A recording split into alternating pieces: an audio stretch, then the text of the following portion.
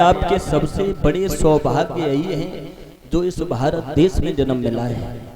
ये देव भूमि है और भारत में न हो के चीन में पैदा हो जाते तो चीचा चूचा करते होते हैं। यही भाषा है वहां की, चीन की।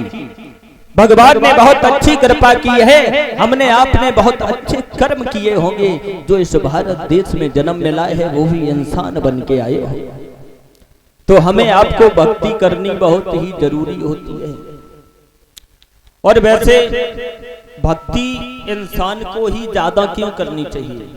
कहते हैं कि जा को काम ताई साजे और कोई करे तो डंडा बाजे। एक जगह की बात है, बड़ी छोटी बात है। एक घर में 4 भाई थे।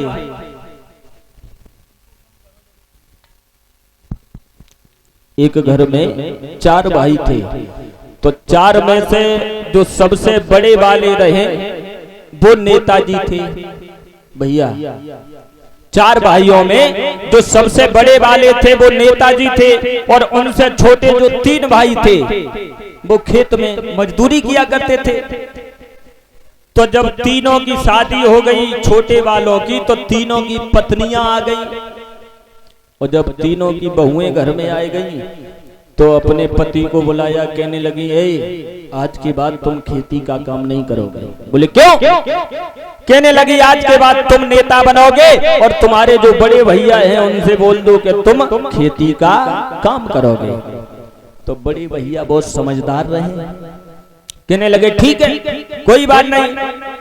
तो बड़े भैया कहने लगे हम खेती का काम करेंगे, तुम नेता बन जाओ। तो जो 4 में से 3 सबसे छोटे रहे वो तीनों नेता हो गए, और बड़े भैया जो नेताजी थे वो खेती का काम करने लगे।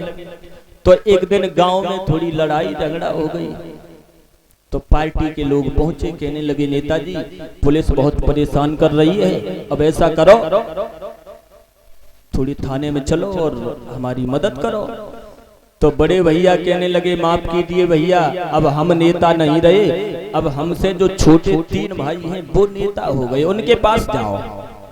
तो 3 में से जो सबसे बड़े वाले रहे उनके पास पार्टी के लोग पहुंचे, कहने लगे नेताजी मुझे पुलिस परेशान कर रही है और आप चलो थाने में थोड़ी मेरी सिफारिश करो। तो 3 में से सबसे बड़े वाले थाने में पहुंचे, तो दरोगा जी ने कुर्सी डाल दी, कहने लगे आइए नेताजी बैठिए। तो नेताजी बैठ गए, लेकिन बैठ तो गए, दरोगा जी को देख के हंसने लगे। दरोगा जी कहने लगे नेताजी क्यों हंस रहे हो? तो नेताजी कहने लगे दरोगा जी हम हंस तो जा से रहे हैं कि हमें ये दिखाई दे रहा है कि आपके सर पे एक भी बाल नहीं है और चोटी भी नहीं है, तुम आओ अगर कोई मूड काटे तो कैसे ले जाए? दरोगा जी कहने लगे सिपाहियों ये तो पागल है, इसे पकड़ के अंदर डाल दो। नेताजी को पकड़कर अंदर डाल दिया, और दूसरे नंबर वाले जो रहे 3 में से दूसरे नंबर वाले उनको पता लगा, कहने लगे अच्छा मेरे भाई को अंदर डाला है, दरोगा जी की कुर्सी हटवा देंगे, रिटायर करवा देंगे, सस्पेंड करवा देंगे। गुस्सा में झूमते हुए थाने में पहुंचे, दरोगा जी ने कुर्सी डाल दी, कहने लगे आइए नेताजी बैठिए। तो दूसरे नंबर वाले बैठ तो गए, कहने लगे दरोगा जी मेरे भाई को अंदर क्यों डाला? दरोगा जी कहने लगे माफ कीजिए नेताजी गलती मेरी नहीं है। आपके भैया आए, कहने लगे दरोगा जी आपके सर पे बाल भी नहीं है, चोटी भी नहीं है, तुम आओ अगर कोई मूड काटे तो कैसे ले गए?